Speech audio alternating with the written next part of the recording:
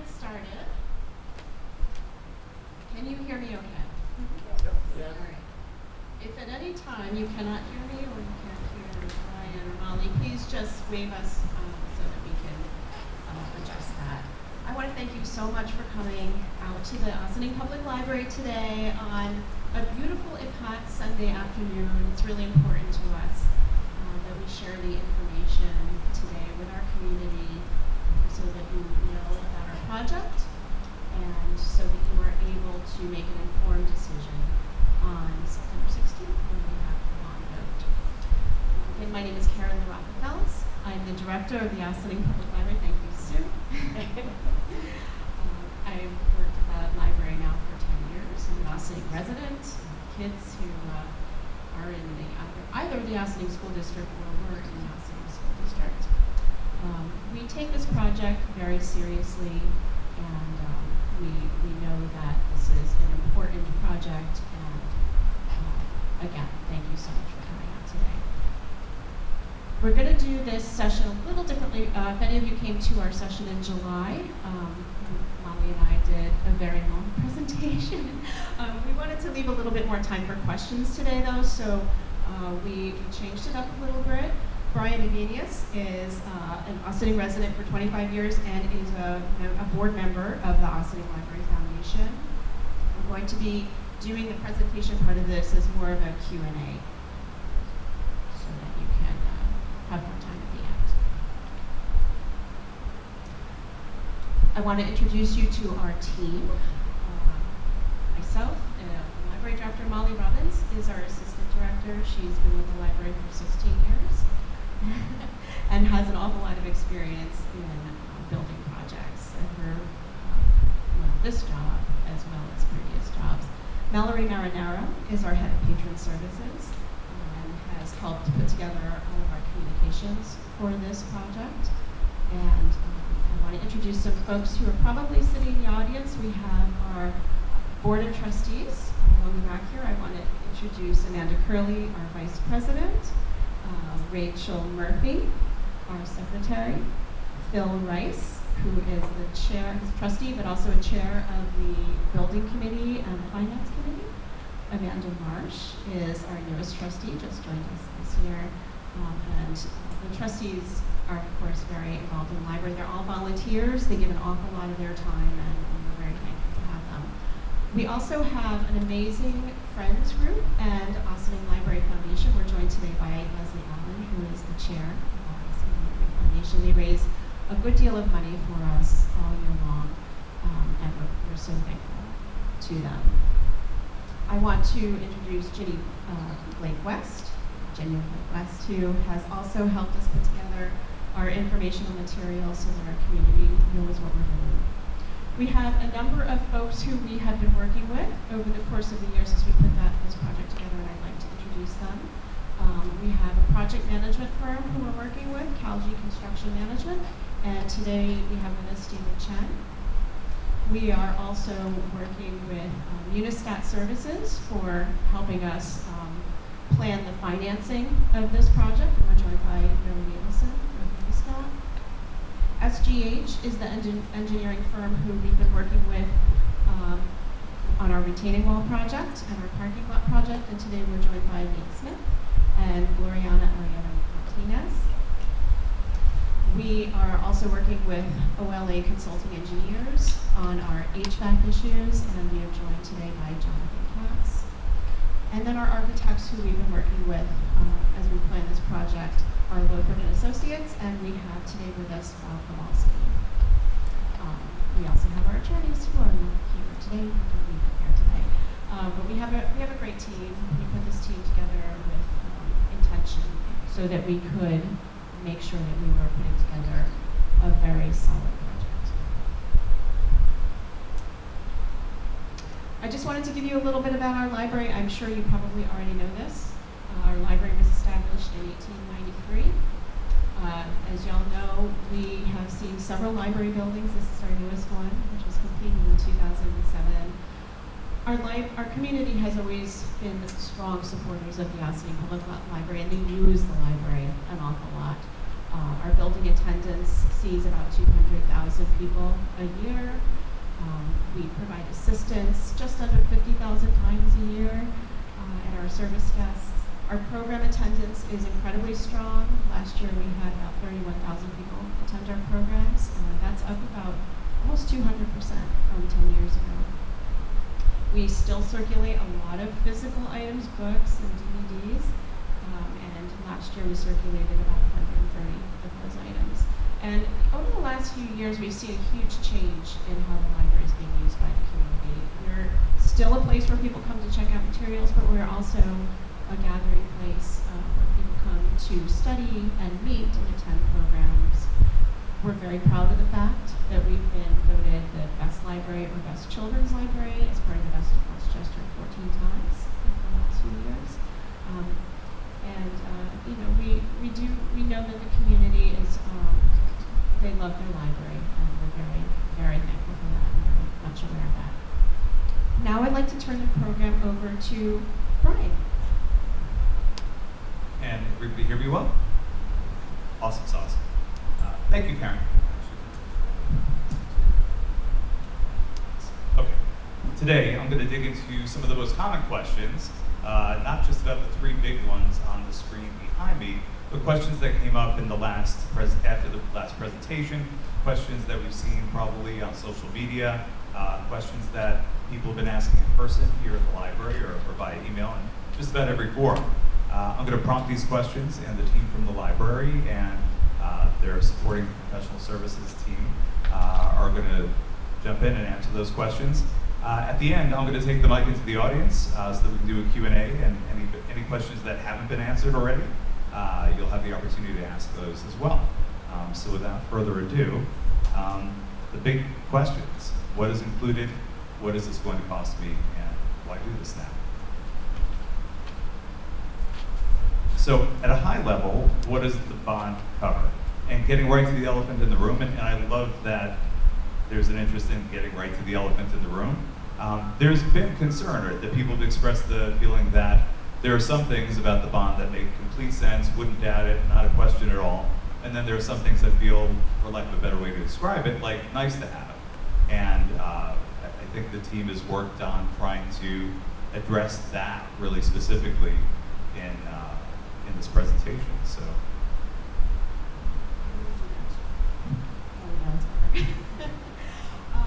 Yes, thank you, Brian. So in some cases, such as the retaining wall and the HVAC system, we know that we have issues that we have to deal with as part of our building project. We need major changes and major repairs. And especially with the retaining wall, anybody who lives in Ossining knows that retaining walls are kind of a thing in Ossining, kind of a scary thing in Ossining. And so we take that seriously. And anybody who's been in the library over the last, 17 or 18 years knows that we struggle with our HVAC system, especially this year we're having a lot of trouble. And so that is those are things that we absolutely need to do.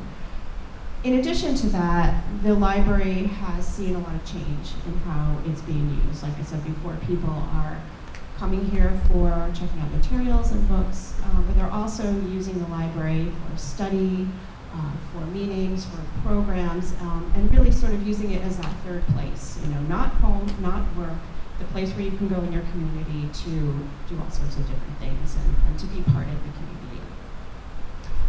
We've done a lot over the years to modify our library so that we can meet those needs that the community has expressed to us.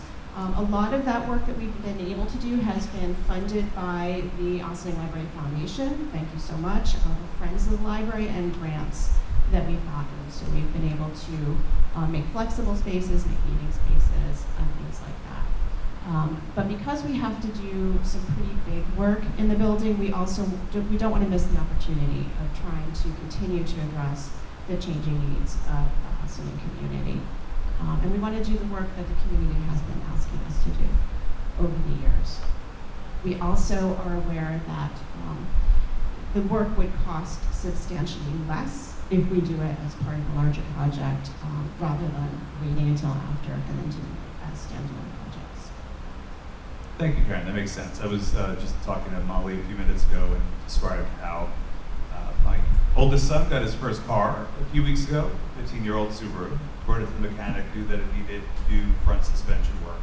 Mechanic calls me up while the car's apart, and he says, you know, you're going to need new brakes in a couple of months. You don't need new brakes right now today. They're not like squeaking, it's not going to crash into a wall, but you're going to need new brakes in a few months. And I have everything disassembled on the car right now.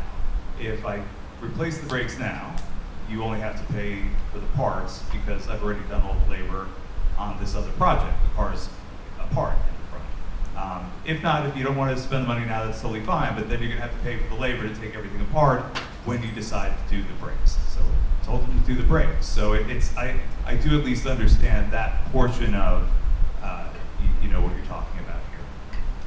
Yeah, if you own a home, you know that you have certain projects in mind that you know you're going to have to do at a certain point in time. You know when your roof probably is going to need to be done and that kind of thing. But then things, just like in your own home, things like the library's retaining wall come up as big surprises that we have to look to do. And in addition to that, of course, like I said, we have a list of community requests that we're trying to accomplish as well. Gotcha. Thank you, Karen.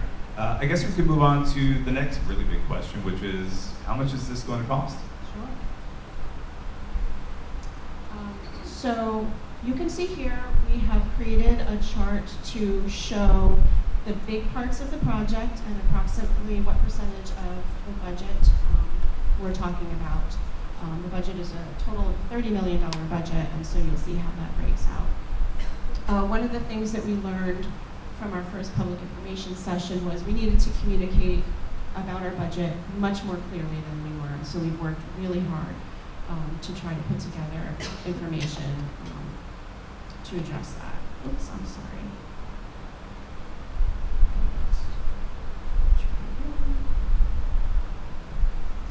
Sorry, my mouse is giving me a little bit.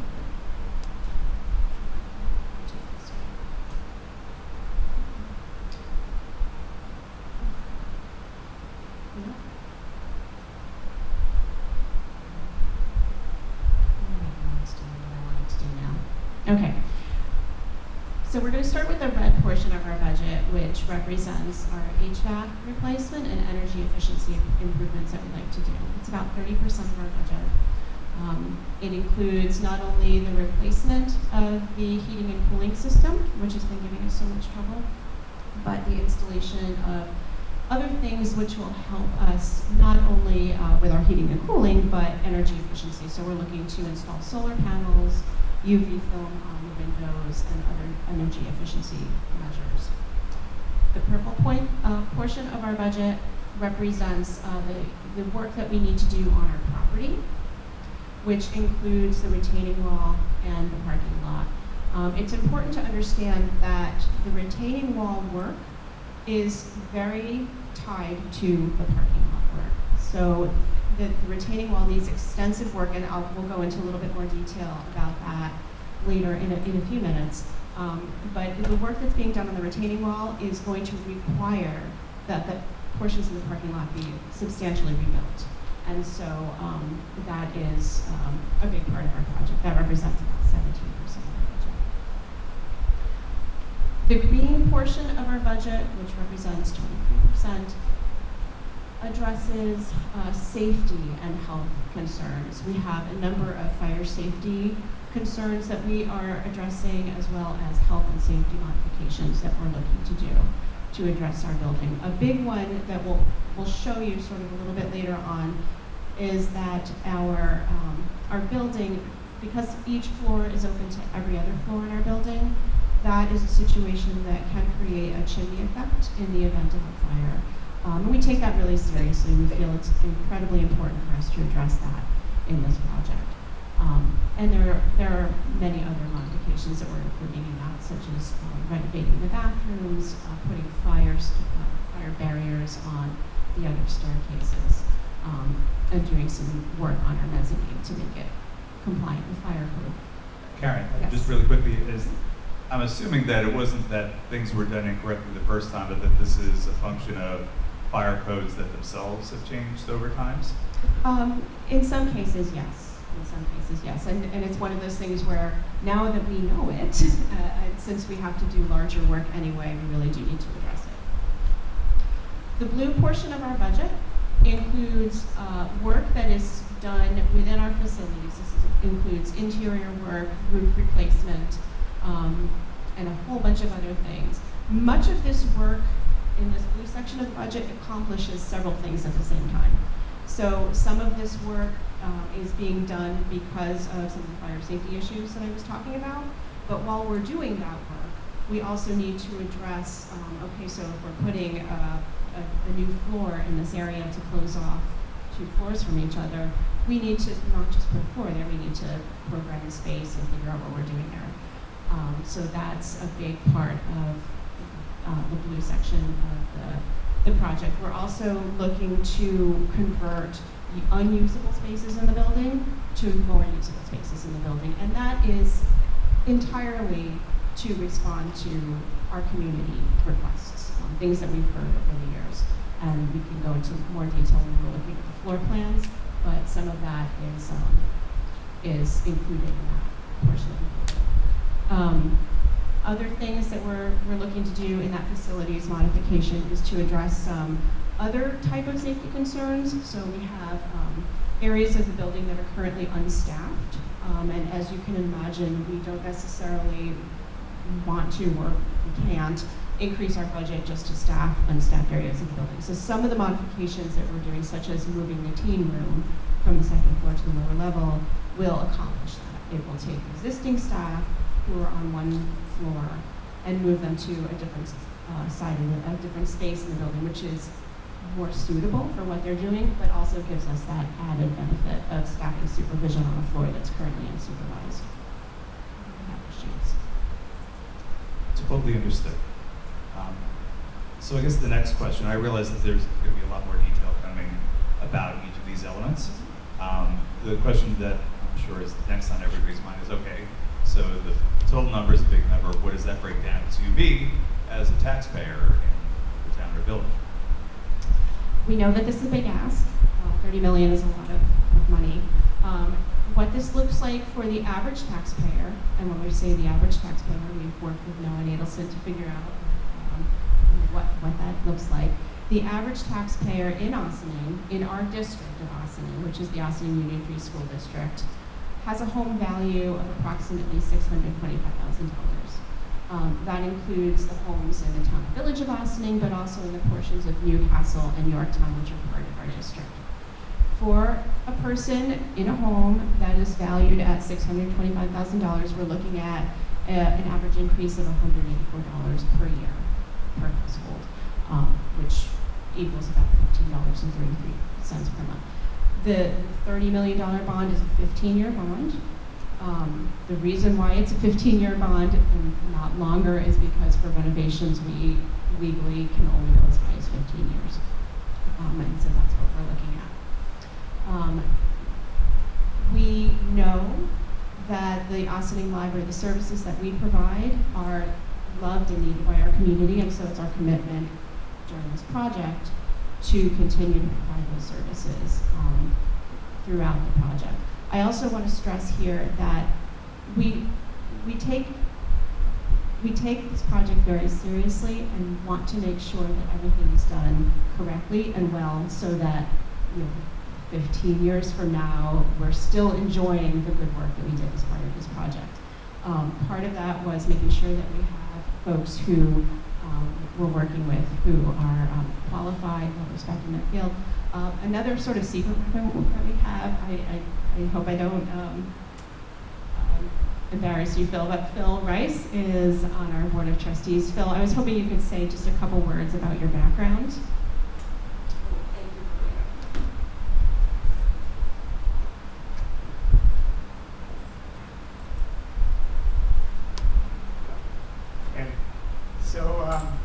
I'm Phil Rice. I joined the board right after retiring as a professional engineer.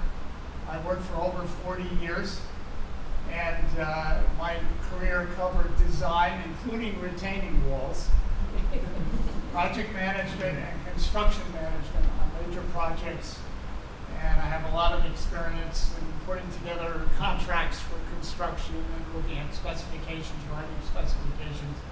So I'm pleased that I can take those skills, which I've developed over a long period, and apply them readily to what we're doing here. Thank you, Phil. And Phil's been incredible throughout this whole project.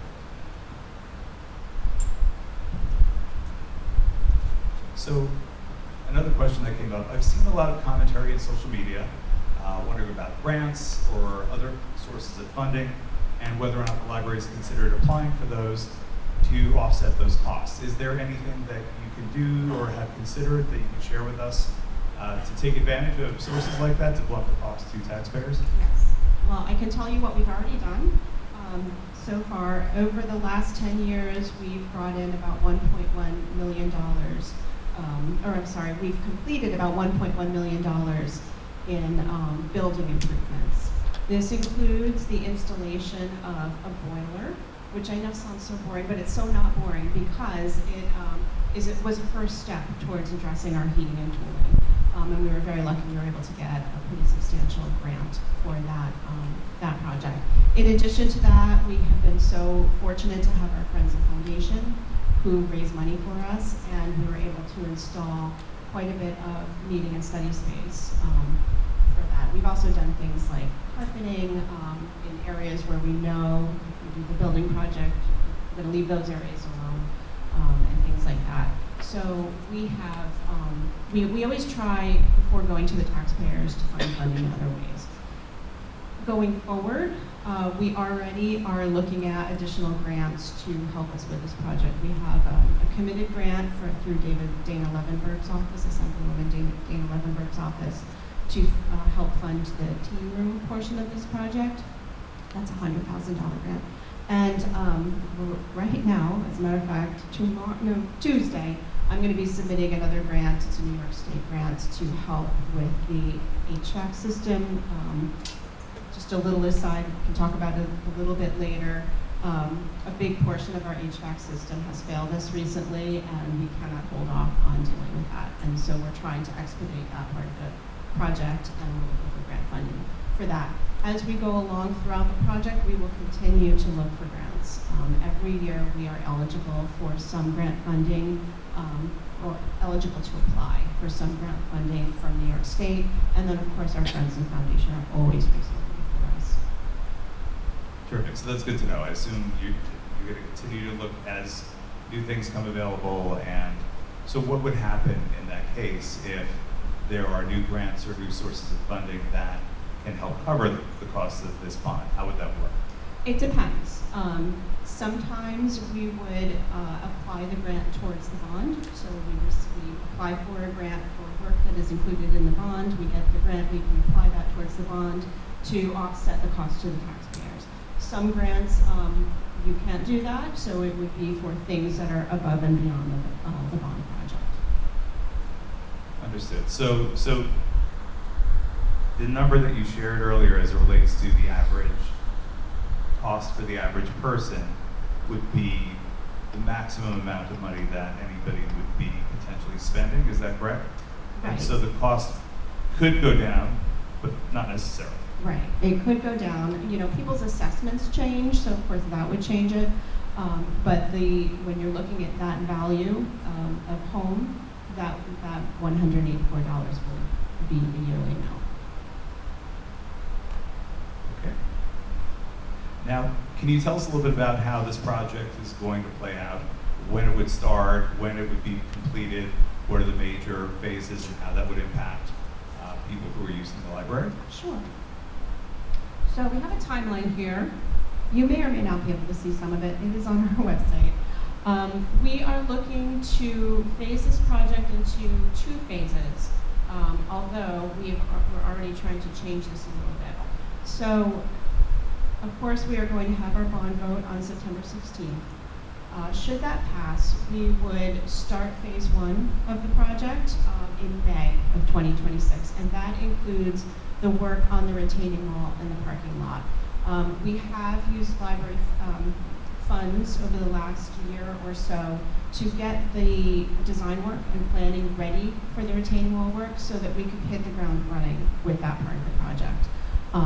Like I said, we take our retaining wall very seriously and we want to get that started as soon as possible. The rest of the work, including the HVAC system, heating and cooling system, the roof, I'll talk about the rest of the work a little bit later on, with one caveat, would start around April 2027.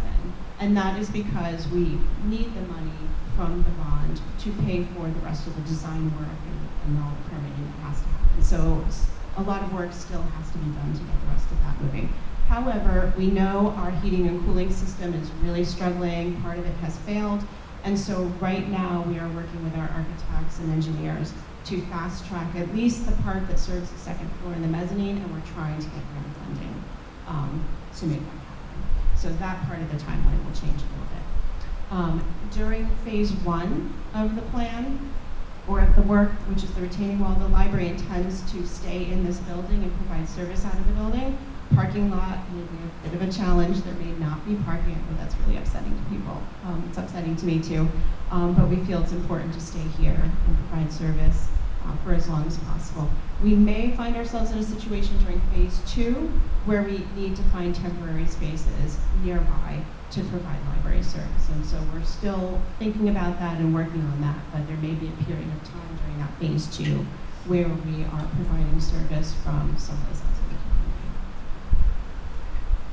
Thank you. So that answered the next question that I had in mind, which was how accessible the library will be during that work. Can you tell me a little bit more about what that might look like if library services needed to be relocated? Sure. We know that we have core functions in the library that we need to always meet. Circulation of the materials is one of them. Programming is another. Computer access and internet access is another. Study spaces and things like that are really important to the community as well. So we would need to find a place where we can do a portion of some of that. It may be several different places. You know, there's no other building in Boston that is as large as this. We know we're not going to find anything like that. But we are committed to finding a place or places where we can provide those services. We are looking, if we do need to move off-site, we know we need to find some place with that's walkable, that has access to public transportation, and that has parking. So, you know, we're mindful of that. Okay, thank you, Karen. So I guess it makes sense at this point in time to start getting into the details of the individual project components. So I take it you're going to talk about the retaining wall and the parking lot first in greater detail? Yes, I will. So, as you may know, several parking spaces are closed off at the back lot of our building. We need to repair a retaining wall in order to open up those spaces again. We also have some other work that is needed under the parking lot. We have a drainage system that needs some help underneath the parking lot. And we have some accessibility issues that we'd like to address since we are going to be tearing up the parking lot anyway. I want to show you this picture. This is what I like to refer to as the big scary wall picture. When you, let's see if I can get my pointer. When you look at the building, this is Croton Avenue right here. This is our upper parking lot. This is our lower parking lot, and this is the library building. The spaces right here are the ones that are all closed off. And the reason why they are all closed off is because our retaining wall is showing signs of distress. We've been surveying it for a number of years. We work very closely with SGH, and we are seeing that the wall is moving. They advised us about 2 or 3 years ago that allowing people to park on those spaces is adding distress to the wall, adding weight to it, and so we have closed out those spaces. We take it really seriously, and we want to make sure that we address that issue.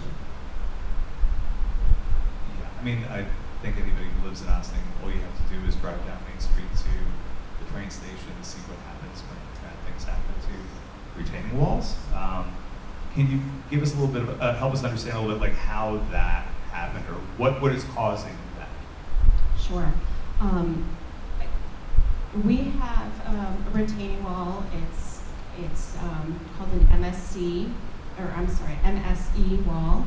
It is essentially an earthen wall. So it's not just a wall that's holding up the parking lot. It's the layers of soil and fill and meshing under there that's holding everything together. We believe that the design for this wall was not the best.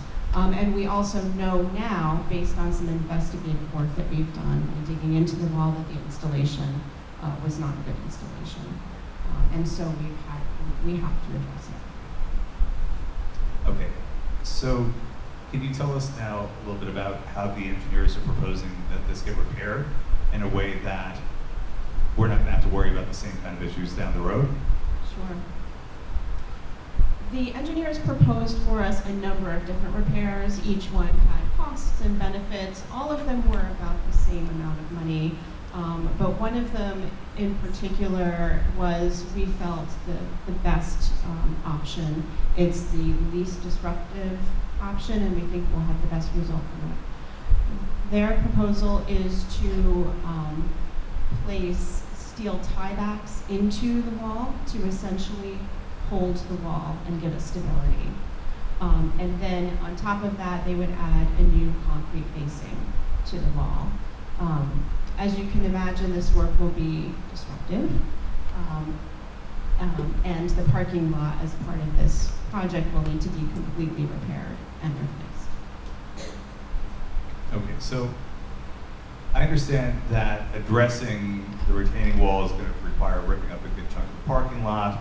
I think you'd earlier mentioned that a lot of the drainage needs to be redone under there to help prevent some of these challenges. And I want to ask, because you mentioned that there are the work addresses some questions of the community and some work that's really directly tied to the urgency of some of this. So can you help us understand, especially as it relates to the parking lot, how those two things are separate and yet at the same time, I hope and think make a lot of sense to do together? Yes, so I can show you right here. I'm going to point out some problems with our parking lot, and then I'm going to show you what has been recommended as solutions. Again, this is the same orientation. Croton Avenue is here, library building is here, upper lot, lower lot, traffic circle. In the back of the lot right here, this is where we have found that there's a history of ground subsidence. And that's where we are seeing signs of poor installation, poor fill, and things like that. If you look back in our lot, our wonderful buildings and grounds team has spray painted different areas where things have shifted. And so that's a result of the poor fill and so forth. How many of you have tried to drive around our traffic circle? It's fun, right? Me too. I blew a tire out on the traffic circle. It's so fun.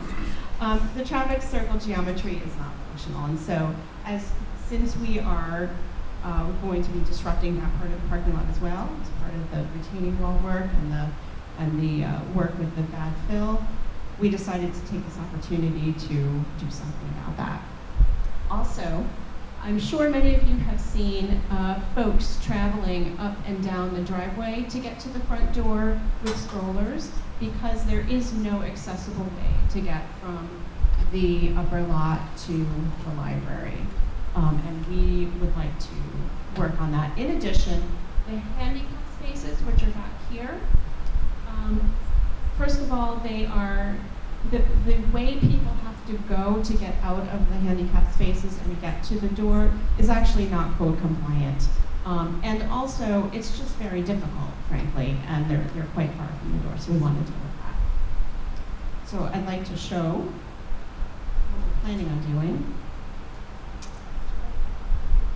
We are, again, same orientation, Croton Avenue's here. Whoops. Flipping the slides around, that's what I'm doing. There we go. Croton Avenue's here, library building's here, upper lot, lower lot. Obviously, as part of the retaining wall replacement or repair, we're going to remove and replace the asphalt and the subbase in the back here, and fix the drainage issues that we have found. We're also going to eliminate the traffic circle and make it more of a three-point turnaround area. And we're going to move 2 of the handicap spaces so that they're closer to the building, and then reconfigure the other 2 so that it's easier for folks to get in and out of them. In addition to that, we are looking to install a new pedestrian ramp right here that is accessible from the upper lot and can bring folks right to the front of the building without having to have folks with strollers or wheelchairs go into the very busy driveway. And we think that that will create a safer and much more accessible parking lot. Okay, so some of this work that falls outside of the, oh my goodness, we really need to fix this now, falls into the category of, if you didn't do it and this project was complete, a reasonable person would say, so wait a minute, you did all of that work right there and you didn't fix these things? Yes. Those parts of the project we're thinking about as smart to do now. You know, since we are disrupting so much of the parking lot, it really is wise and cost effective to deal with these issues at the same time, rather than to push it off and do it at a later time. Thank you. Okay, so as we sit here with fans moving the air around in here, and it's a little bit warm today, I think we all understand. We've gotten the emails about heat problems in the building. We know that the HVAC system is struggling. I always get HVAC mixed up. Sorry about that. Can you tell us really specifically, or in greater detail, what's going on with the system, how it got to be that way, aside from being 20 years old, and how this new project is going to address that? Sure. So we know our library has significant heating and cooling issues, and there are a number of reasons why that is. Our geothermal system, we use a geothermal system. You may or may not know that. It's called an open well system. We bring groundwater up from below the ground to help heat and cool the building. It is our only system apart from that one boiler that we were able to install. It is an undersized system. Even if the geothermal wells were perfect, the mechanicals on the inside of the building, the system on the inside of the building is undersized. But also on top of that, the wells are undersized. And they were from the beginning. They were not able to dig down deep enough to get the capacity. And unfortunately, that means that the geothermal wells are not able to provide the heating and cooling for us that we need for a building of this size. We also have people love the glass, all the windows on the first floor and the second floor, and from the mezzanine you can see the river, it's beautiful. All that glass is gorgeous, but it conducts a lot of heat, and then the metal mullions between it conduct a lot of cold. So that's a real issue, and with a system that is undersized and struggling anyway, that just makes it harder. And then in addition to that, as if that weren't enough, the water that we are bringing up from the wells contains a lot of sand. We do have a filtration system on the system, but if we put filters that got the sand out, or, that blocked all the sand, it clogs our system. So unfortunately, our system has a lot of sand running through it.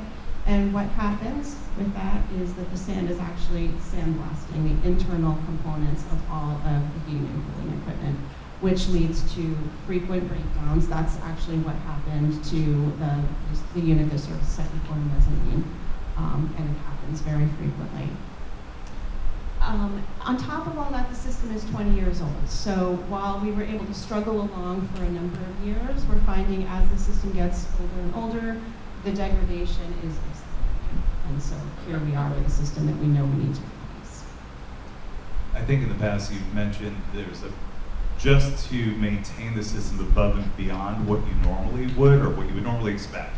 You're always going to have to pay to maintain the system, but there's a substantial and growing amount of money that's going into just propping up this current system. Is that correct? Yes. We estimate, and actually this is now a low estimate based on some of the things we've had to do this year, We estimate that we spend at least $100,000 every year not maintaining the system, not changing filters and doing the preventive maintenance that we do, but repairing the system and modifying the system and adjusting the system and trying to make it work on a yearly basis.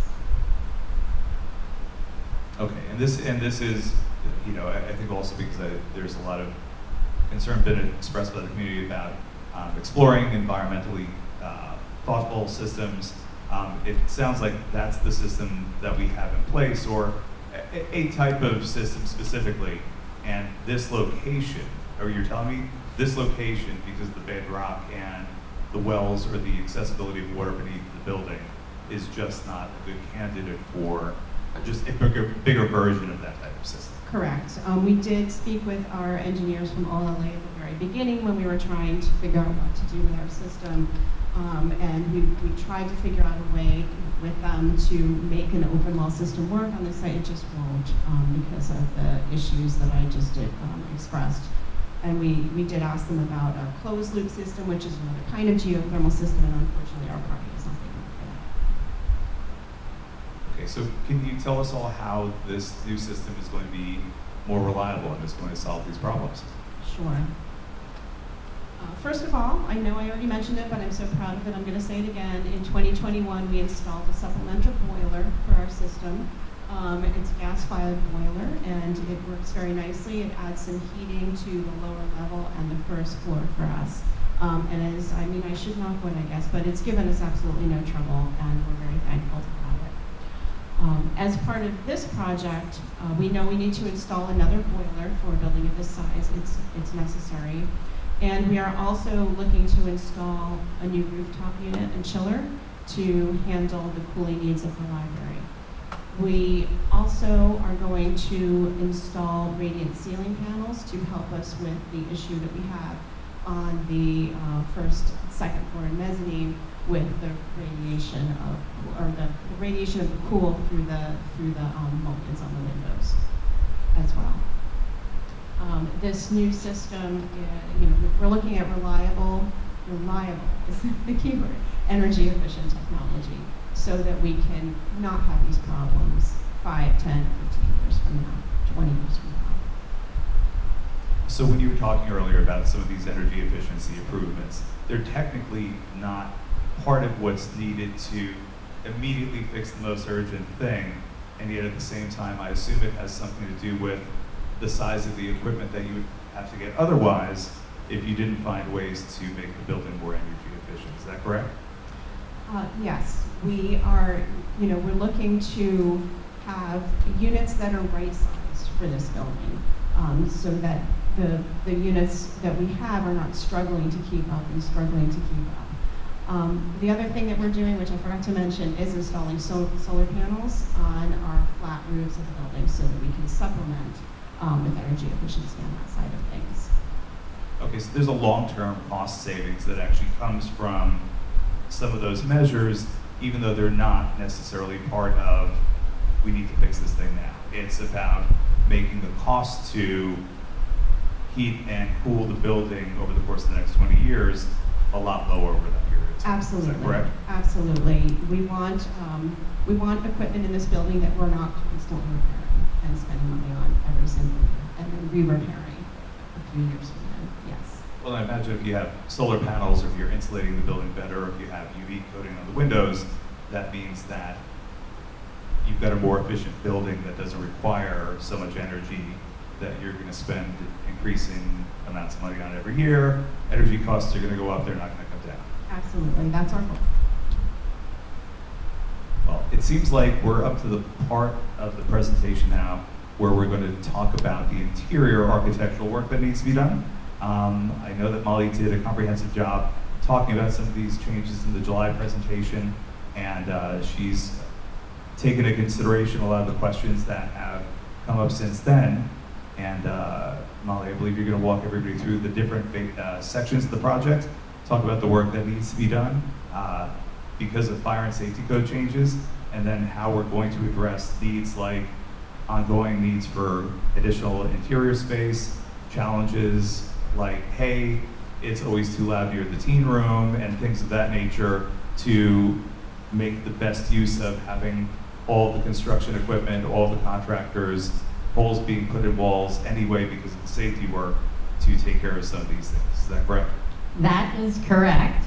In some ways, I get to talk about things that are more fun and have more pretty pictures, but the fact of the matter is a lot of them are things that we would have to address on an ongoing basis anyway. This is a 44,000 square foot building that is very popular, heavily used. I think Karen went through some of the statistics before. We've seen a tremendous increase in programming and service use. So while we are addressing some health and safety code issues, some compliance issues, there are also some structural and mechanical things that this is going to give us an opportunity to take care of. One of the things I want to stress is that for those of you who've been regular library users and using the library for a long time, I think you're aware of some of the spots that are perhaps a little bit odd. There are sections of floor that open up to the next level down. In many places, from the mezzanine to the teen room. If you're on the main floor, there are large openings that go down to the lower level.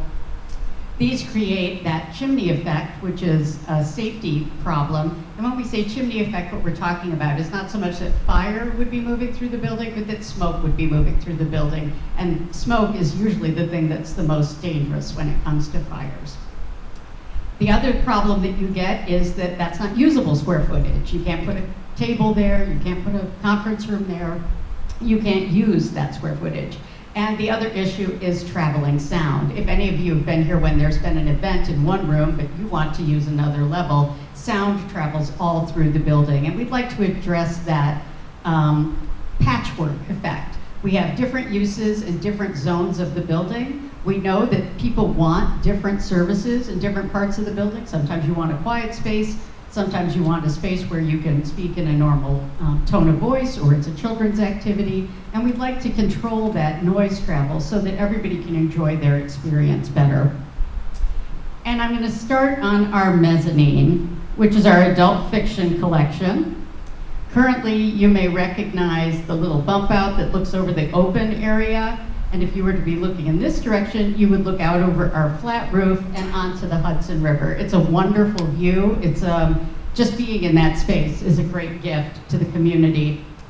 But there are some challenges, and one of them is that this is a very long run. If you're back here and there's some sort of emergency, the only way out of this area is to come down these stairs or to use the elevator, which is located here. This area also has a lot of dead space. These are openings that allow sound to transfer. They're also not usable square footage. You can't put a table there.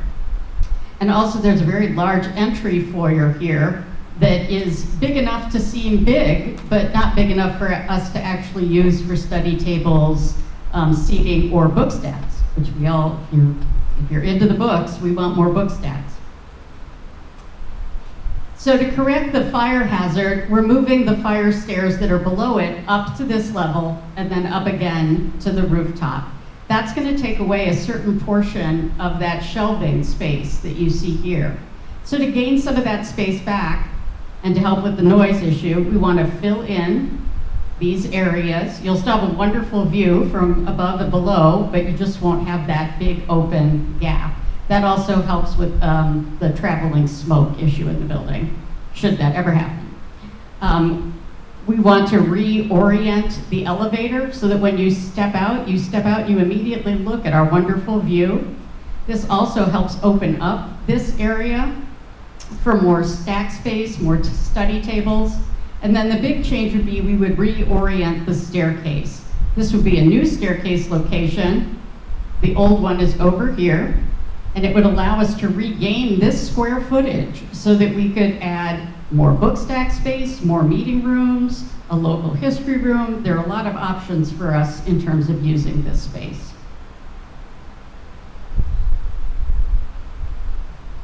Actually, could I just jump in? For some folks, you may not be able to see that there's a legend on the bottom here. Anything that's in red is work that's being done for fire safety purposes. The yellow areas are about reclaiming spaces for public use, blue is about safety and health, and purple is about energy efficiency.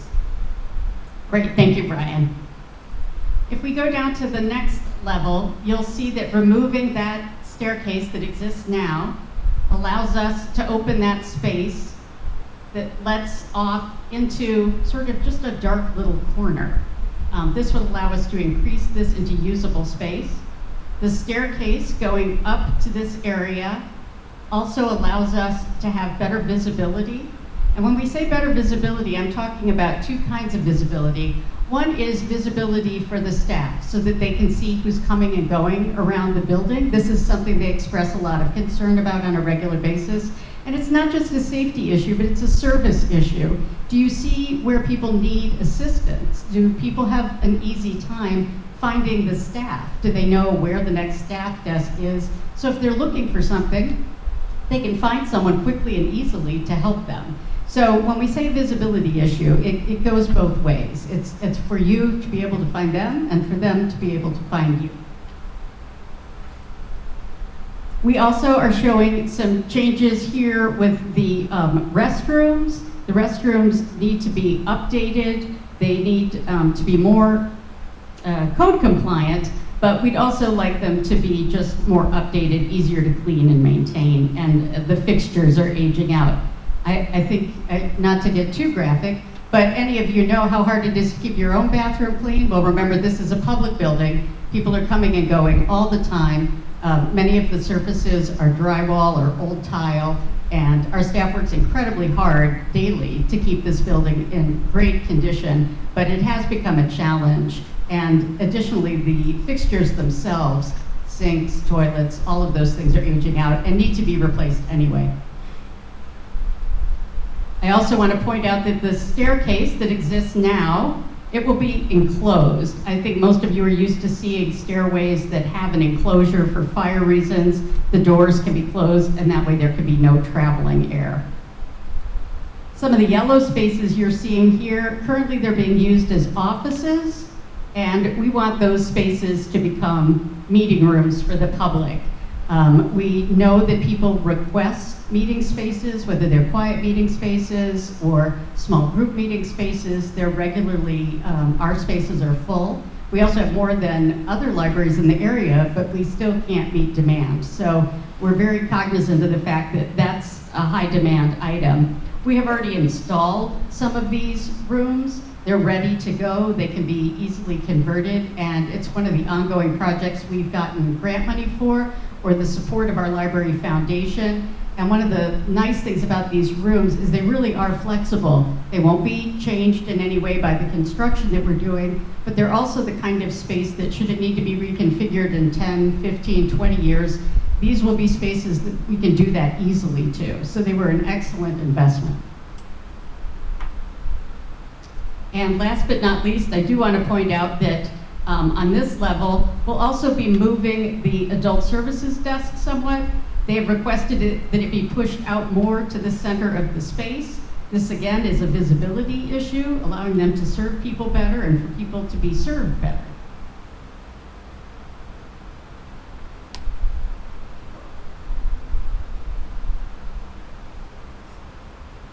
There we go.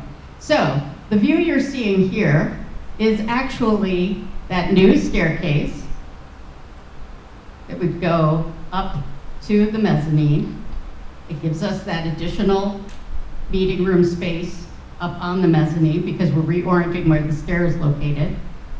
The staff will be using this service desk that's just moved out. It's a very similar type of service desk. It's just moved to a new location, but it allows for much better visibility. And you can see that we're enclosing what are some blocked off offices spaces, more with glass walls, so those will be meeting room spaces that you can use and are visible. And here's an example of the type of enclosure that will enclose the door. This slide, while it looks fresh and new and different, and it is, there are going to be some repairs to the ceiling up here and some other modifications that need to be done just to address wear and tear and age of the building. You know, if a vent needs to be replaced, these lights have already been changed to LEDs, which are more energy efficient. But those are the types of things we're doing. But we're not taking away our existing tables, furnishings, layout, because all of those things are incredibly popular right now. We know they're well loved and well used, and the furniture is sturdy, it's holding its own, so we'll be keeping all of that. Now we'll drop down another level. Again, the purple is going to be energy efficiency. This is an area where we have a lot of hot air and cold air moving back and forth where we don't want them to. We also have some lighting problems here. We do have areas of the building where there's just not enough lighting for the area to be efficient, so we will be moving to LED lighting that will help brighten up those areas and make them more useful. The Children's Room has asked us to give them a new service desk, again, that's bumped out further so that they can provide, they have greater visibility throughout the Children's Room. We're refining the lactation room. It'll get a sink, that'll bring it up to code.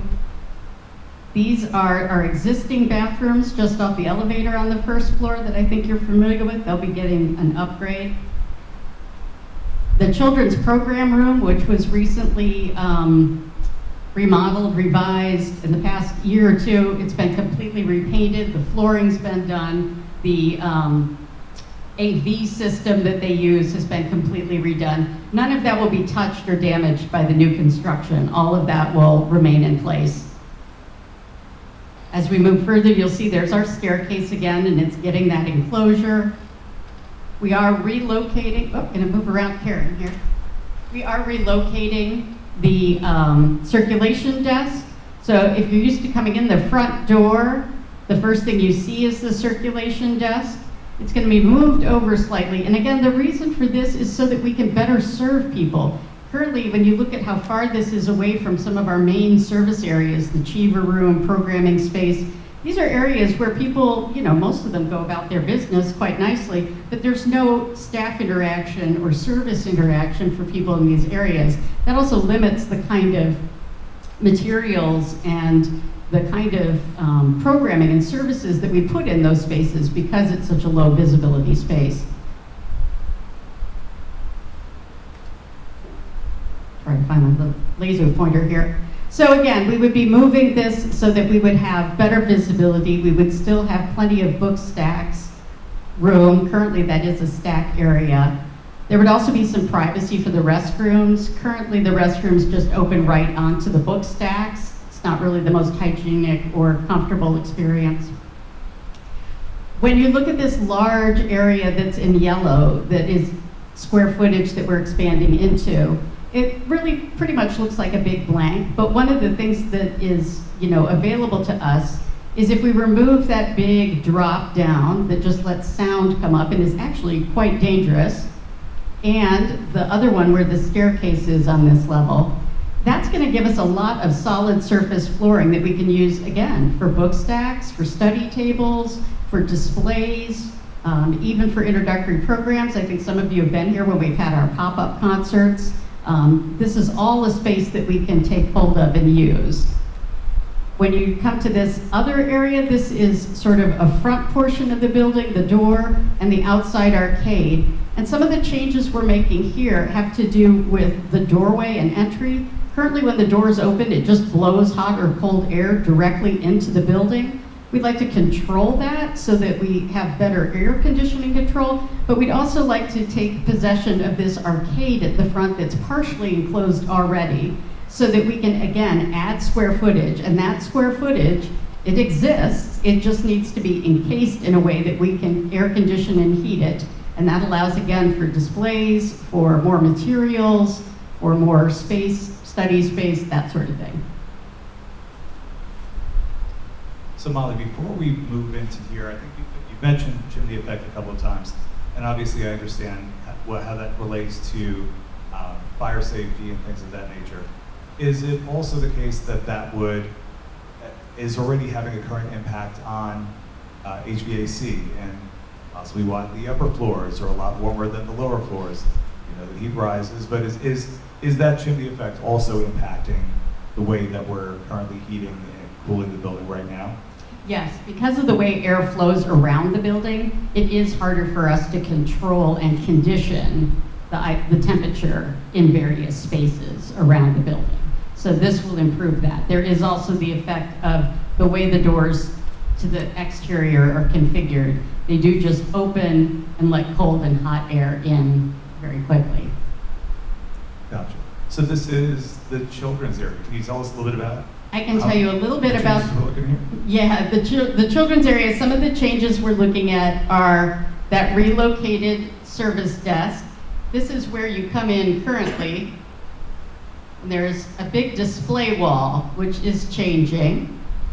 Here's their new desk. It's bumped out, again, so they have greater visibility throughout the space. They have requested that this wall that's currently a display wall be changed. The displays are difficult to manage and don't allow for storage. They would like to have the wall changed so that they have more storage opportunities, and also so that we have visibility into the room to see what's going on in the program room. People inside can see what's going on outside, and people outside can see what's going on inside.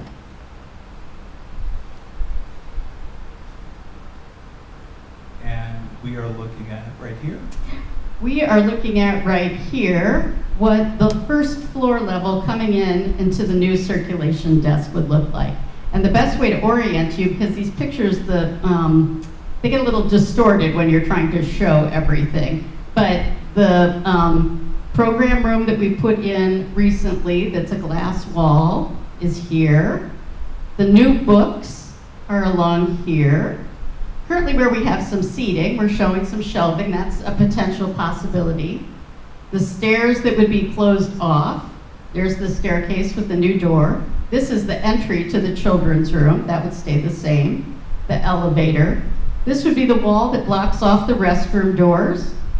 And this would be the new centrally located service desk. Okay, so this is the new lobby, correct? This is the new lobby. This is what we could gain in terms of square footage. And while we're showing furnishing arrangements here, it's really our space to decide what we want to do with. Do we want to do book displays? Do we want to try again for a coffee area? We did have a cafe at one point at the library on the lower level. We gain this square footage, and it's ours to decide how we want to use that space. Currently, it just allows airflow and noise. Okay, so this is the lower level, correct? And this is going to see some major changes. Am I right there? But I assume these changes aren't just decorative, correct? These changes are not just decorative. First, I want to orient us. This is the theater where we're all sitting right now. This theater has had all new carpeting, new painting over the past few years, for which I'd like to thank the Library Friends and Foundation. And this area will not be touched. This is in excellent condition. There's no reason to adjust it. We will be making some adjustments to the restrooms that are down here. Part of this is also to accommodate the change in the HVAC system layout. That's what you see here. The staircase that's above will drop down a level. So that's where that new staircase will be. But let's get into the really good stuff. The entryway that we currently have, there's sort of a glass door, double glass door system that bumps out into the space. That will be pushed back so that we actually have that square footage to use, not just the glass barrier of the doors. We're also going to be making some modifications in what we call the gallery area. It will remain an art gallery, but one of the things that will change is that there'll now be access going up into what we call the 5,000, which is additional square footage that was, when the building was built, the intention was if we needed to expand, we would expand into this space. So we really do want to take advantage of that. So that is all the area you're seeing right here. And this could become a maker space, a community program space. It'll have a sink in it. It has a lot of potential use for the entire community, and especially our youth and teen programs, where we'd really like them to be able to make a mess on a regular basis. And we also are hoping to provide the Friends of the Library with a dedicated space for sorting their book sale items and potentially having their book sales. Now it gets really exciting. The area you see here that's multiple colors, Several things are happening here. One is we'd like to relocate our teen services department here, and that's for a number of reasons. One is they already use this space heavily. They like having the access easily to the outside, and they also do a lot of their programming in the theater, so they'll have easy access to the theater. They would also, in addition, be able to access this new space we're talking about. The blue area would be their offices. They'd have visibility into these areas, and there'd be another sort of lounge seating area here. Because teens are busy during the day in school most of the year, we have in the past used our teen room spaces for multiple other programs and services, and we would continue to do that. This would again be a multi-use space for the community. So you're looking at a tremendous gain in square footage to get into these areas. And the value is also that the teens don't have to go through the entire building to get to the space that they like to use, which creates a noise and disruption problem that is regularly brought up by our patrons. And so we want everyone to be able to enjoy their library space.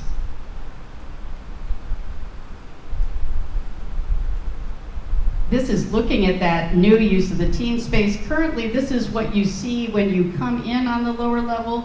One of the ways to orient yourself is this would be the base of the old staircase, which is currently sort of this concrete waterfall, and then the stairs go up.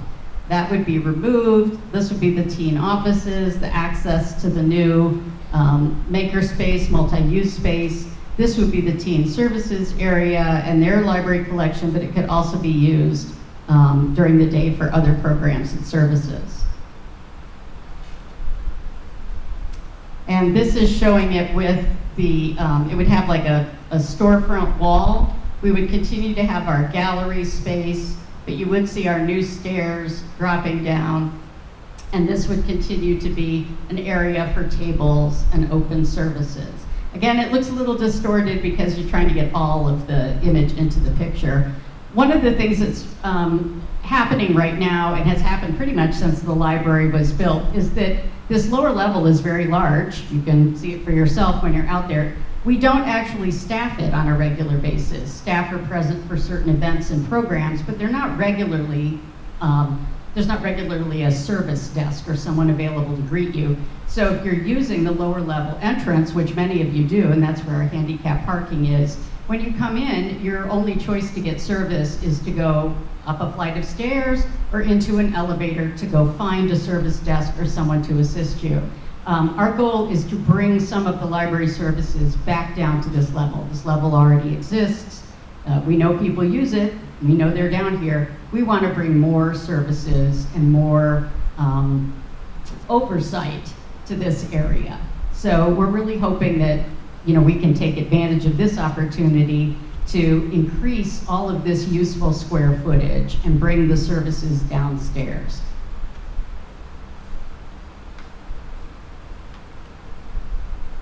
All right, thank you so much, Molly, for all of that detail. Hopefully that's answered a few questions, but as I said earlier, we will have a Q&A for questions that haven't been yet answered.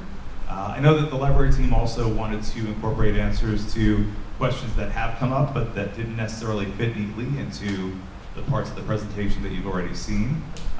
They're on this screen, so I'm going to start with one that I've seen come up quite often, which is concern or feelings that there have been issues with the original work not being done correctly. You've spoken a little bit about that. And the question that comes up often is, why isn't the library pursuing financial recourse from the people who did that work, or can the library do that? Sure. So yes, we do get that question quite often, and I can tell you that many of our trustees, all of the trustees almost, who are on the board right now, have been on the board in the later years. So they were not here when the building was built, and I joined the library in 2015.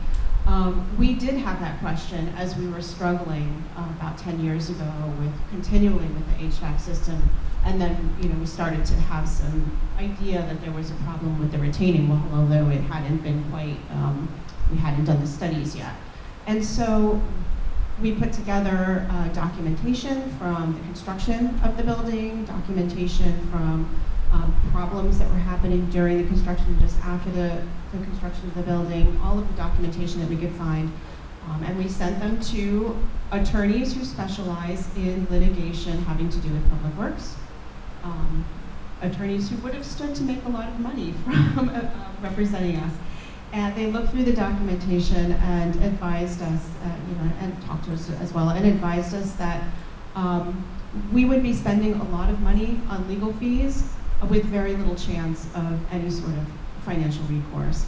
Their advice to us at the time was better to focus your efforts on moving forward, fixing the problems, finding funds to fix the problems, and so we chose that path. Thank you. One of the questions that it's a topic that's come up a few times during this discussion. The community obviously is very passionate about sustainability, and I think you've certainly touched upon some of these, but is just overall, what approach is the library taking to addressing those concerns as it explores the possibility of doing all this project work? Sure. While we are moving towards a more conventional heating and cooling system, our engineers have prioritized leveraging newer technology, new reliable technology that helps us be energy efficient while providing heating and cooling to the building. In addition, like I said before, we are pursuing solar panels as part of this project to offset usage. And we know that dealing with the large windows by installing UV film will be of help. Some of the insulation work that we have to do as part of this project will help with that. And so LED lights that Molly mentioned will help with that. Okay. And the really big question, what happens if the taxpayers vote no on the bond? Yes, we get that question too. The majority of this project has to be done. We have no choice about many pieces of it, and so many of the pieces of this project are intertwined with one another. And so, in addition to that, costs are continuing to rise. As we know, it is much more expensive to build and do renovations now than it was 20 years ago, and that's just going to continue to happen. And so the board will have to work with the library administration and figure out what we need to do, but we have, when it comes to the majority of this project, no choice in order to protect the integrity of this building and to be able to continue to provide library services. We have to deal with a lot of this stuff. We'll figure out how we're going to do that. So I think a question that comes up sometimes is, well, could the library have saved up for something like this over the course of a few years? Sure. Yes and no. The library has, like I said before, put towards the design work for the wall funds that we had saved over the years so that we can get ahead of that and make sure that we can do that as soon as possible. We did attempt to, and did, install a first part of the HVAC system with grant funding that we were able to get and with money that we had saved up. But the cost of these projects is so much more than our ability to save for them. They are above and beyond what we can do. We did try at the very beginning to approach these projects in an incremental way, which is why we have our meeting rooms, which is why we have our boiler. But as the HVAC system continued to fail and continued to fail very quickly, and when we learned of the retaining wall, and when we learned of the roof, and realized that we have to deal with the roof, all of those things made it very clear to us that we really did need to ask the taxpayers to fund a bond for us. So for context, roughly what is the annual operating budget of the library? The annual operating budget is about $4,500,000. We also take in money and use some of our fund balance to offset that. So it's really hard to save up $30 million. Yes. Budget. Yes, it is. Thank you. Okay, so for people here who have seen and heard this and have more questions aside from the Q&A, or for people who will be watching this on YouTube in a short period of time, where can they go to see more details about the plan? We have information on our website. Under the building on the best page, we have a QR code that goes directly there. We have some handouts with the QR code on it, so you can go there. We are trying to provide as much information as we can on our website so that folks can get questions answered there. But also, I've been getting emails and calls. I really encourage people to email and call me, and I'm happy to try to answer their questions directly. Okay, thank you. Well, at that point, I recognize and appreciate that folks have been here for a while this afternoon. I'm happy to walk the mic out into the audience and take any questions that people have for additional Q&A.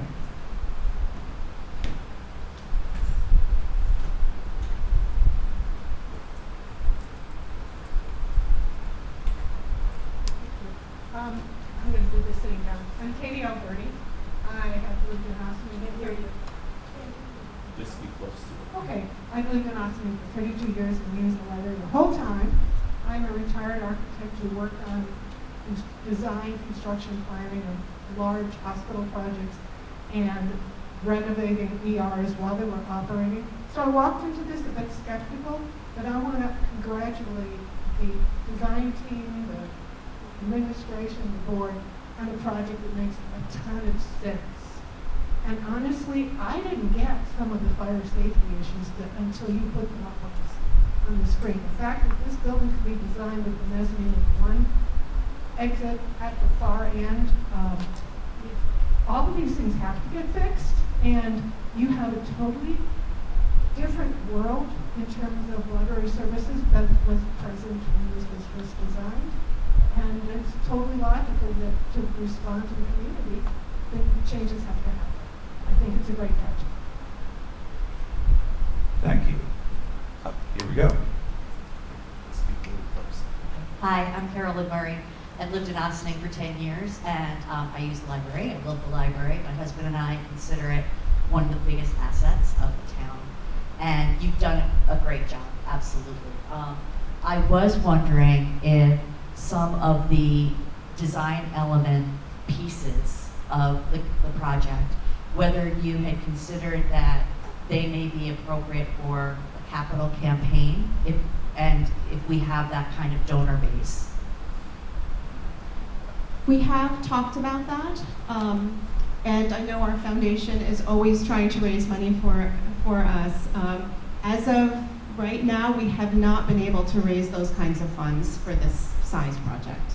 But it's certainly something that we would love to do. If anybody knows a donor who's really excited about the library, I would be happy to put them in touch with Leslie, and we'd certainly welcome that. Thank you. Marianne Cerise. My name is Marianne Cerise. I've lived in the community for 24 years. My question is the way that the library is presenting the phases of the work. It appears that the heating and air conditioning is the second phase, and that seems to be the part that is most affecting uses and programs within the library. Just as an anecdote, there was a yoga class here on Saturday morning, and people were giggling that it was hot yoga and it wasn't promoted that way. So can you explain why that is the second phase when it seems to be the most impactful for program services in the library? Sure. When we phased this project, we were focusing on addressing the retaining wall first. We felt that that was such a huge safety issue that we wanted to get ahead of the design work and use funds from the library's fund balance to pay for that design work. We don't have a huge fund balance, and so we had to make a decision at that time. And so because we've already done preliminary design work, we would be able to expedite that part of the project during a phase one. If we hadn't done that, all of the project would be out in that second phase timeframe. However, I completely understand and appreciate that the heating and cooling system is a real problem right now. It is failing much more quickly than we anticipated, and so that's why right now, and I know the phasing looks like it does on the screen, but right now we are expediting a piece of that work. We were able to, from some preliminary design work, get a design ready for approval for a unit that would heat and cool the second floor in the mezzanine, which is currently not working at all. We're looking to get grant funding to fund that. Should we not be able to rely on the bond, but we are expediting that part of it, and we're hopeful, you know, I'm going to give you a rough timeline, but we're hopeful to get a portion of the new system installed very soon, hopefully before the winter, hopefully earlier than that.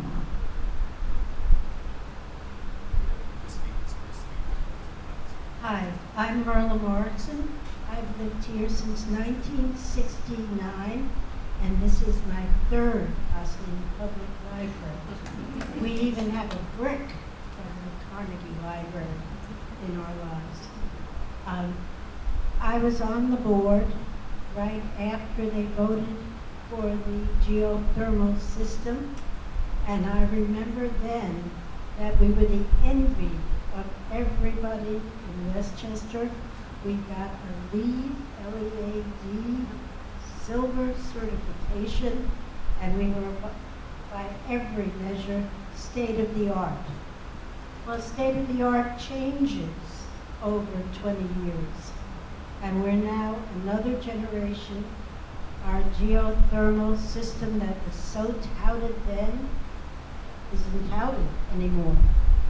And I want to commend the present board and our directors for the wonderful job you have done looking at the things that we need and articulating them. I just wish everybody in Ossining was in this room. And I want to thank the foundation for everything you've done to help. So, what I suggest is that we all get up and get out and tell all of our neighbors that they need to look at the, is that going to be on YouTube? Wherever it's going to be, or connected to the library website. The vote, you mean? No, the video. Oh, the video, yes, will be on the library website. And tell everybody to watch it so that they can make an informed decision.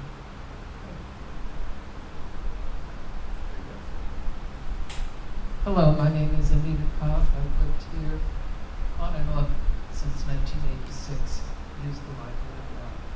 I had a question about the retaining wall and the construction. I was impressed to see that section of bars that's supposed to be the basis to keep it up there. Given the history of retaining walls in Ossining, I wondered if this is a fairly commonly used process, or is this something new? I'm going to ask our engineers to answer that question for you.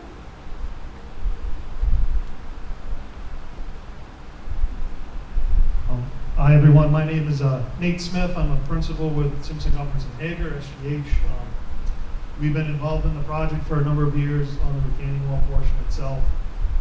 In terms of your specific question, so the system we showed on the slide there is what we call a tieback system.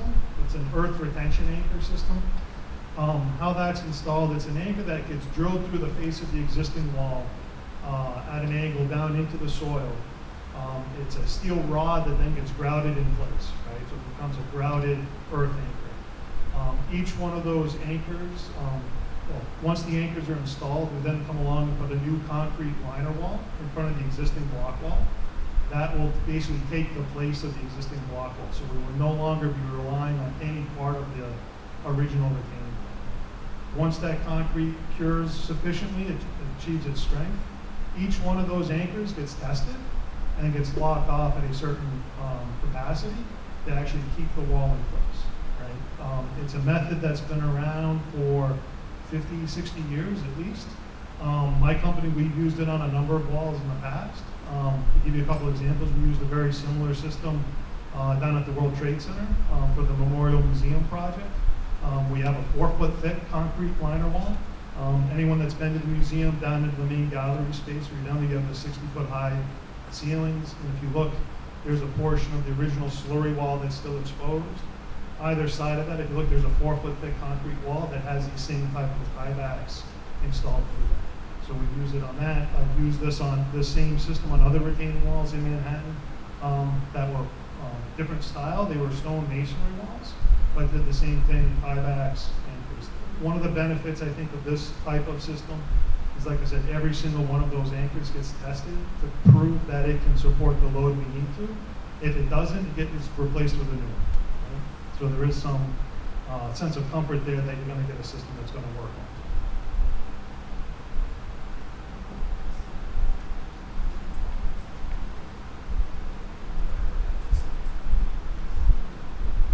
Hi, I'm Sue Fear, and I was the director of Hastings Public Library for many, many years.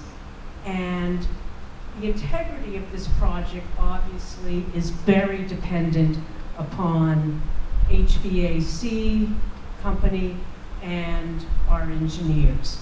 But I would like to speak to the discretionary part, because Hastings had 2 renovations with Lothrop Associates, and amazing architectural firm, because they deal with the vision which architects can bring in to see things that you don't, and possibilities, but they deal with the reality of situations.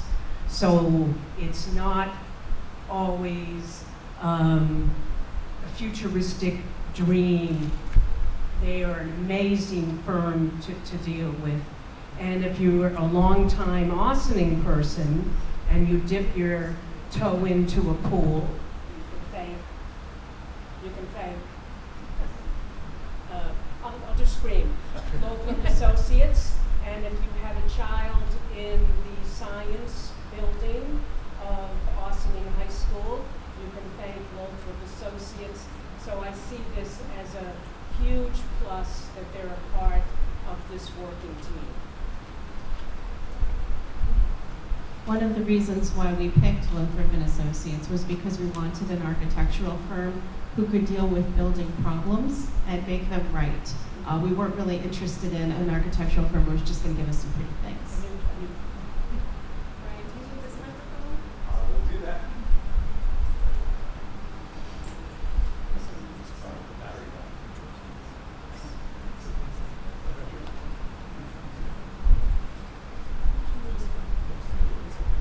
My name is John Brigleb. This is my wife Jean. We've been here in Ossining for almost 30 years.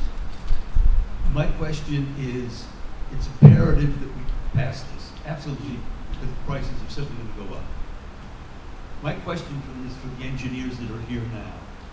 If you built a retaining wall that didn't retain, if HVAC installed a system that was inadequate from the beginning, if an architectural firm submitted plans without a fire escape in the back, wouldn't you expect to be sued? We should pass this, I believe, and then go ahead and sue anyway. Has that been considered?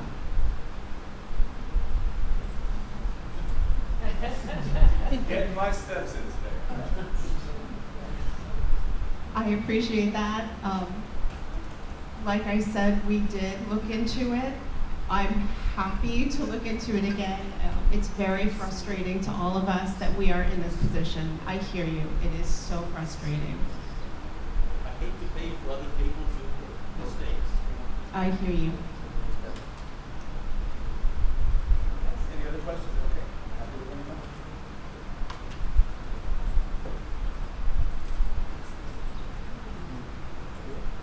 I just want to say, I think that question is really critical.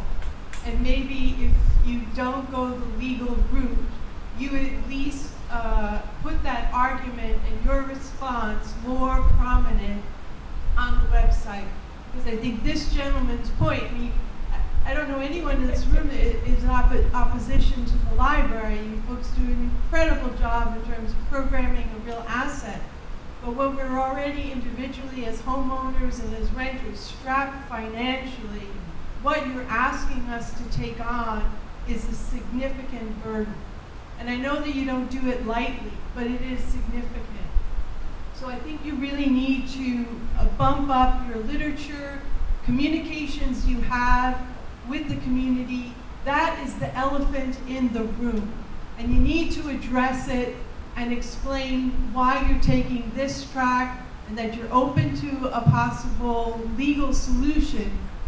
but that the immediacy of the problem is what you have to address as staff and as trustees. But I think this gentleman has raised a very significant and important question that needs to be brought more to the forefront. Thank you.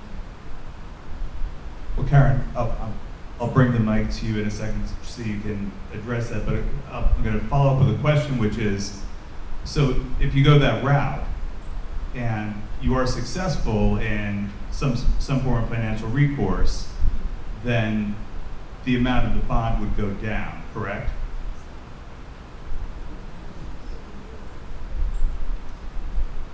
We would have to look into that for sure. It would be amazing if we could have that kind of success. We would have to talk to our financial advisors to see, if we were able to bring in money, how that could be used to pay down the bond. Noah, do you want to maybe speak to that?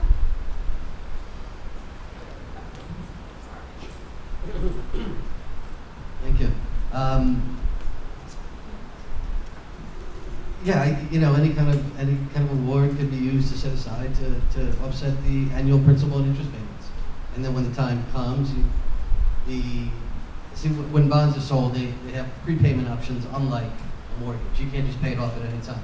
Generally speaking, it's about 8 years before you can repay it. So you can set aside the funds and use it to allocate to pay off the principal and interest payments. And then when you do have that prepayment option, you can just pay down more. Thank you. There was another question. I just have another question, whether it may be done or what. Coming in off of Main Road into the lot and exiting, I have found it to be very difficult. Is there a way that it can be widened or something? Because there is a fire hydrant as you come into the lot. So many times I have really been worried that I'm going to hit into it. And then recently there was a truck that was delivering goods to the restaurant next door, was parked a little bit into the driveway to get in, and there was nobody in the truck to, signal. I had to go around there and almost had to go into the other way where people were coming to tow. And recently, leaving the library, trying to get onto that main road, I was inching up to get out, and somebody rear-ended me from behind. That's how narrow that whole space is out in the parking lot. Is there some way that it can be fixed? So I had damage to my car, and I'm still working on getting behind it.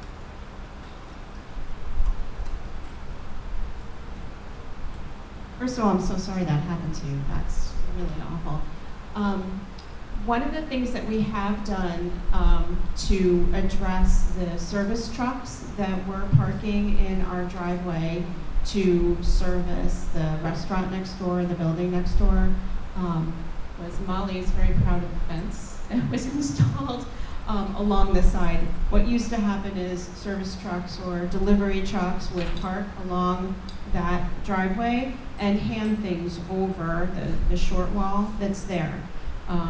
Also, they would use hoses over the short wall, and so we installed a fence so that that's not happening as much. But I do know they do still park there. I'm going to ask Molly to address the question of making the in and out a little bit easier and safer, because I know that you've had conversations with the village. We are doing work to our parking lot, but do you? I will try to speak to it. Unfortunately, there's not a lot of options.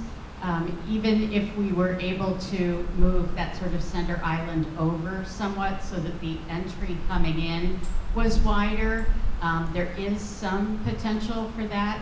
Some of the other things we've looked at for controlling the in and out traffic, we've been advised that there are limits to what by law you can do. The other problem is trucks parking and delivering things. We have called the police. We regularly go out and ask people to move their trucks. We get not much of a response, as you can imagine. I don't think that's a great location for a restaurant. I hope it's not there forever. But I also have some ongoing concerns about some of the additional locations that are on Croton Avenue, that there's just going to be more truck traffic. But I will definitely bring up to the SGH, who's right here, if there's any opportunity to change the width of that incoming. Unfortunately, the hydrant is not going to be relocated. We've talked to Con Ed about the power poles that are out there, which present some issues, and those aren't going anywhere. So it really is a matter of how heavy the traffic is in that area, but if we can make any adjustment to the width of the entrance, we'll certainly look into that.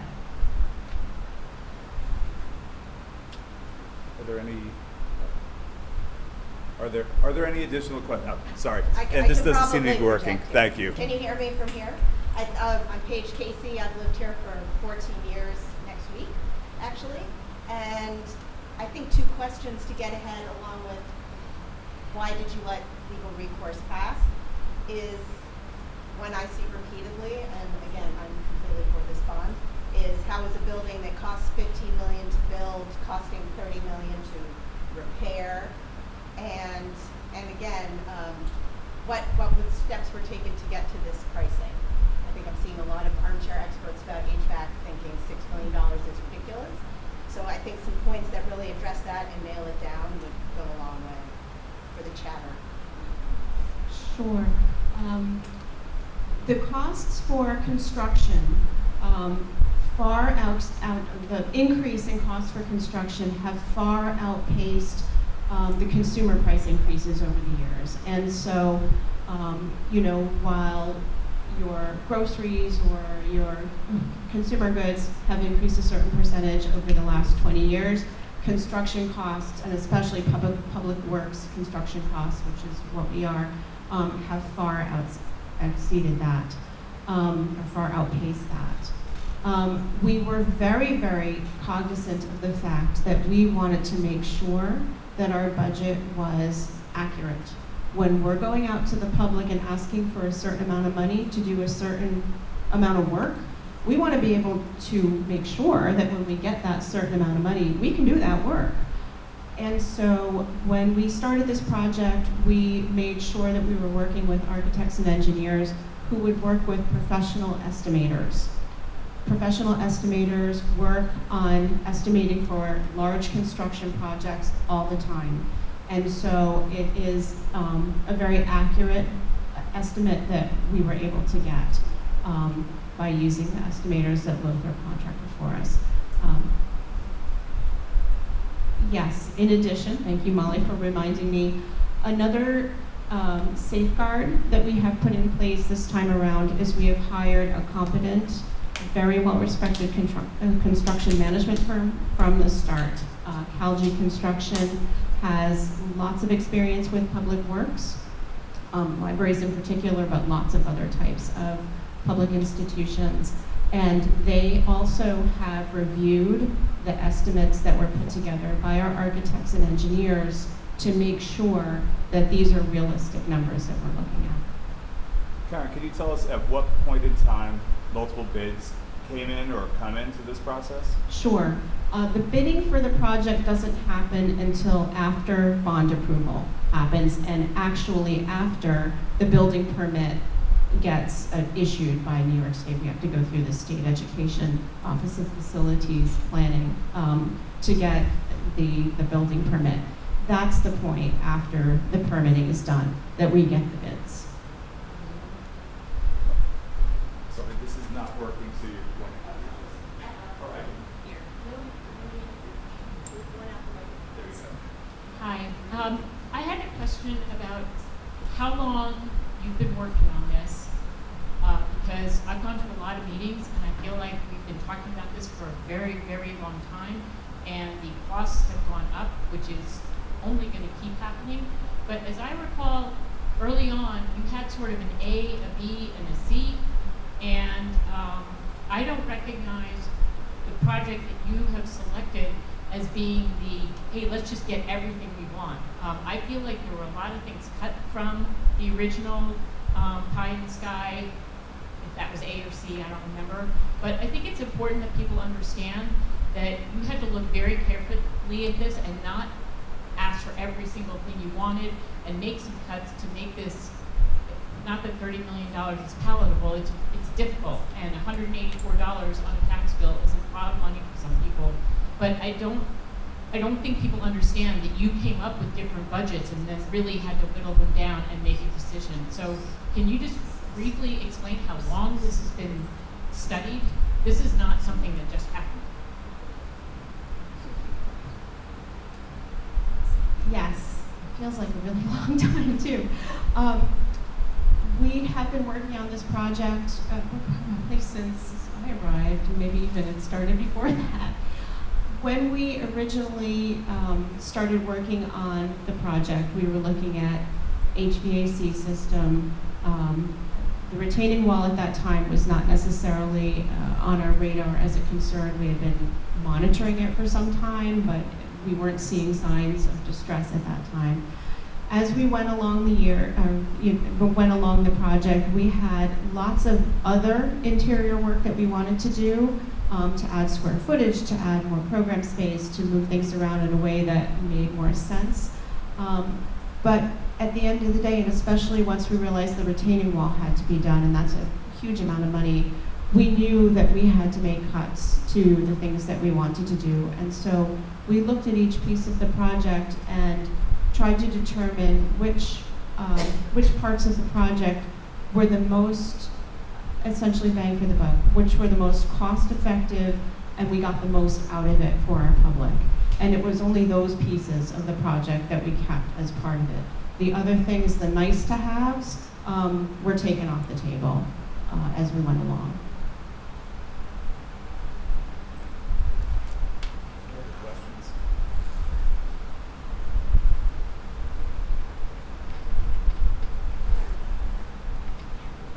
Thank you all so much for coming today. I really appreciate the time you took out of your day to learn about our project. I'm going to ask you to please encourage folks to come and vote on September 16th. The vote is here at the library. September 16th, we would like to get as many people knowledgeable about the project and voting on the project as possible. Thank you so much.